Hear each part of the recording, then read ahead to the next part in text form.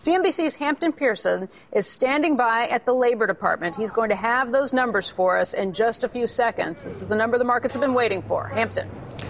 Up 120,000. November non-farm payrolls increased by 120,000 jobs. The unemployment rate, 8.6%.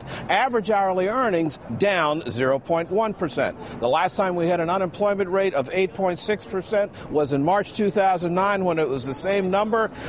We had 140,000 private sector jobs added to payrolls in November. We lost 20,000 government jobs. Significant revisions, plus 20,000 additional jobs added to the October number, an additional 52,000 added to the September number. So a 2-month additional job increase of 72,000 jobs from what had been previously reported.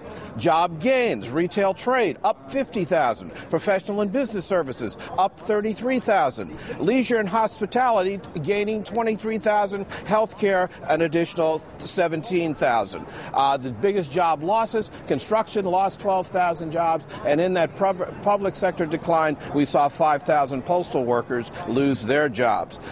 The drop in the unemployment rate brings the overall employment now to in the neighborhood of 13.3 million. That's a drop of 594,000 from October. 5.7 million persons unemployed for 6 months or longer. Back to you guys. All right, Hampton, thank you very much. Let's get to our panel right now. Diane Swank, Mark Zandi, Austin Goolsbee, Rick Santelli, and Steve Leisman.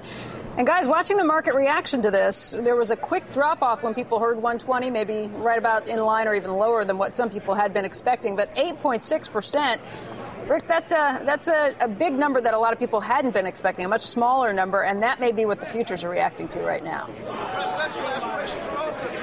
Hey, Rick? Oh, I'm sorry. I'll tell you what. Well, I want to see the labor force participation rate because personally, I don't trust the unemployment rate. And when you throw in the politics of the day, because it's such a big, it resonates with the public, there's a lot of movement in these numbers that could alter that significantly. Hey, Rick. Yes. Let me just tell you guys, one of the ways that we got there were 3 ways we got there. The workforce declined by 315,000. That makes it easier to get to the lower unemployment rate. But the employed in the household survey, though, which has been strong, was up 278,000, and the unemployed dropped by 600,000. That's got to be one of the bigger drops that's out there. And by the way, the thing that I keyed in on for my survey about weak retail hiring, that was revised away. September retail hiring was up by 10,000. What about the birth-death model, Mr. Leisman? What's that? What about the birth-death number? Do you see that in there? I don't have the birth-death number, Rick, but I do have your favorite number, which is the U6. The jobless rate was down to 15.6 from 16.2. That's obviously the measure of the broader unemployment rate, people working part-time for economics reasons, discouraged workers. That came down. It's still very high.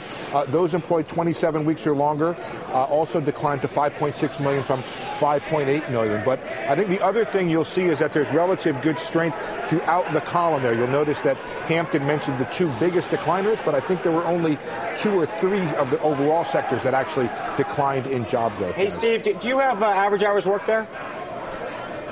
Average hours worked. Aggregate weekly hours were up 0.1%.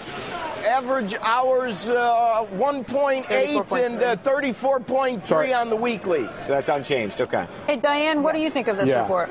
Well, you know, it certainly is encouraging. I think you got to take, although there's mixed news in the unemployment rate, and I don't believe how low it is because of that, some of the loss in the workforce. Steve pointed out we also had job gainers in there, and the household survey is the one that's going to be picking up some of those new business births that wouldn't be picked up in the payroll survey.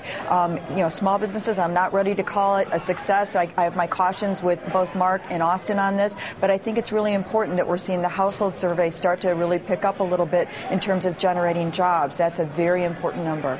Austin, this is something that the White House can probably claim a victory on, though. If you're looking at 8.6%, that will be the number that's picked up in all the newspapers. I think that's true. 1 month is never a trend. Exactly. And everybody should admit that from the beginning on months where it's bad or when it's good.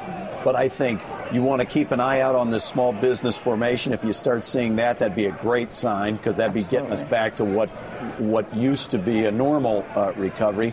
And I'd say Mark highlighted the fact of the growth rate. Ultimately, what's going to determine what happens to unemployment is, are we growing fast enough that in order to satisfy the customers, you've got to bring in bodies. Right. That it's broad-based across a lot of industries, I think is a pretty important sign, that it's not just concentrated in temp employment. Yeah.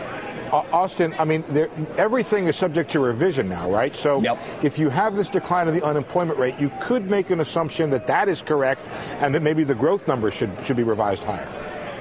Yeah, it could be, though it tends to be more variable. The jobs numbers tend to be more variable. Right. But you're absolutely right. I mean, you want to build up these trends, but the trend is going the right way. Unfortunately, from a low base. I mean, the beginning of 2011 was pretty bad. Hey, Steve. We were debating this last month. I think now if you take the November gain and the revisions, we have now created 3 million private sector jobs since private sector employment began to grow in February 2010. Zandy, it's very funny, right? So the rule of economics is give them a date or give them a number, but don't give them both. So here you are eventually being correct. Well done, Mark. Well, I was 1 month off. I'm sorry. Mine's on. One other point. 1 month is good, Mark. But let me make one quick point here, guys. Let me make one quick point, which is that the September number is now 210,000. Okay. Yeah, there you go. So the question, they don't go back and revise the unemployment rate. It suggests to me that maybe what we're picking up here is a lower unemployment rate that would have been in the past had they gone back and revised that number.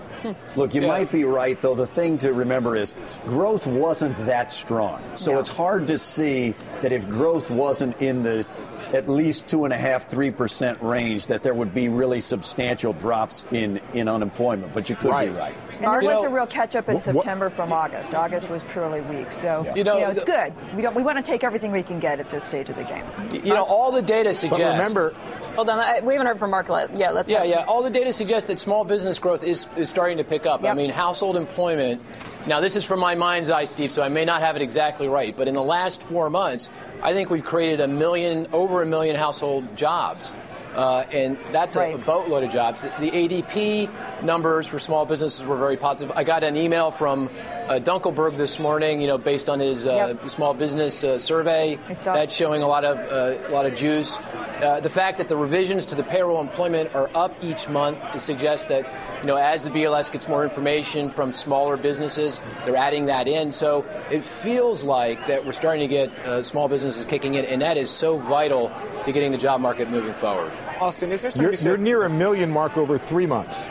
November, is it really? October, September on the household employed. Okay. All right. So you'll be 1, 2, 1, 3, I think. Remember, guys, that zero goose egg they printed in August got revised up to 114,000 last time around.